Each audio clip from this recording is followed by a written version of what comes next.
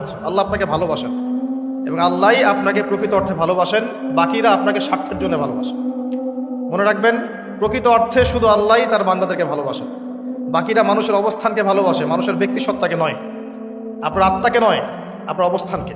এটা আপনি হারে হারে উপলব্ধি করবেন যত দিন যাবে। বাকি বিষয়গুলো স্বার্থকেন্দ্রিক।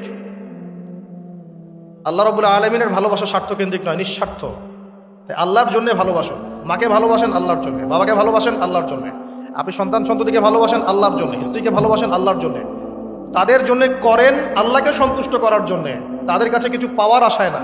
যখন আপনি কারো কাছে কিছু পাওয়ার আশা করবেন তখন তার কাছ থেকে কষ্ট পাবেন।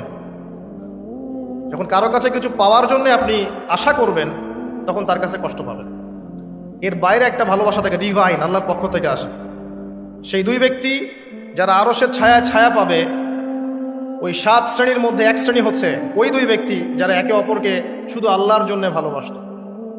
এই ভালোবাসা, মুআমালাত, আপনার ওঠা বসা, চলাফেরা, ইবাদত, প্রতিটা কাজ হোক শুধু আল্লাহর সন্তুষ্টির জন্য। এটাই হচ্ছে তাওহীদের চূড়ান্ত লেভেল। তখন গিয়ে আপনি আল্লাহর মারিফত বুঝতে পারবেন, আল্লাহকে আপনি আপন করে পাবেন। যখন ডাকবেন দেখবেন আল্লাহ আপনার কাছে আছে। এমন সময় দেখবেন মনে মনে কিছু চিন্তা করেছেন যে আমার এটা দরকার, দেখবেন বাসায় গিয়ে ওটা হাজির আপনার সামনে। নবী সাল্লাল্লাহু আলাইহি ওয়াসাল্লাম এটাই বলেছেন, জুতার ফিতার প্রয়োজন হলেও আল্লাহর কাছে চেয়ে নাও। তোমার যদি জুতার ফিতার প্রয়োজন হয় আল্লাহর কাছে চেয়ে নাও, কারো কাছে চেয়েও না। আব্দুর রহমান বিন আউফ রাদিয়াল্লাহু আনহু মদিনায় গিয়েছেন হিজরত করে। অন্য একজন সাহাবী বলছেন, আমার 2টা বাড়ি আছে, একটা নিয়ে নেন, 2টা জমি আছে, একটা নিয়ে নেন। আব্দুর রহমান বিন আউফ তিনি বলছেন, আরিনি আইনা সুক, আমাকে দেখিয়ে দাও যে বাজার কোথায়। অল্প কিছু খেজুর কিনলেন, আল্লাহর প্রতি তাওয়াক্কুল করে গায়রতের পরিচয় দিলেন, ব্যক্তিত্বের পরিচয় দিলেন, দিয়ে তিনি চলে গেলেন বাজারে। বাজারে গিয়ে ব্যবসা শুরু করলেন। মাত্র 7 বছরের ব্যবধানে তিনি মদিনার শ্রেষ্ঠ ধনীদের একজন হয়েছেন। আল্লাহর হয়ে যান, শুধু আল্লাহকে আপন করে নেন, দেখবেন সবকিছু আপনার অনুকূলে ইনশাআল্লাহ। ইন্না সলাতি ওয়া নুসুকি ওয়া মাহইয়ায়া ওয়া মামাতি লিল্লাহি রাব্বিল আলামিন, এই কনসেপ্টে আসেন। ইব্রাহিম আলাইহিস সালাম বলেছেন, আমার সালাত, আমার যত কুরবানি, আমার জীবন, আমার হায়াত, মৃত্যু সবকিছু আল্লাহর জন্য। তখন দেখবেন দুনিয়াতে যদি আল্লাহর পথে চলতে আপনি বাধা পান, বিপত্তি পান, কষ্ট পান, দুঃখ কষ্ট আসে, বালা মুসিবত আসে, আপনার মুখে হাসি থাকবে।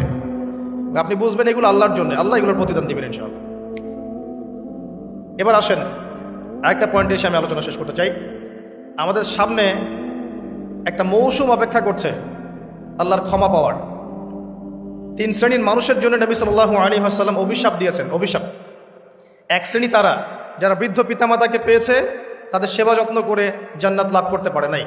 যে দৃশ্যটা দিন দিন বাড়ছে, পিতামাতাদের খেদমত করাটাকে এখন আমরা ফরজ বলে মনে করি না।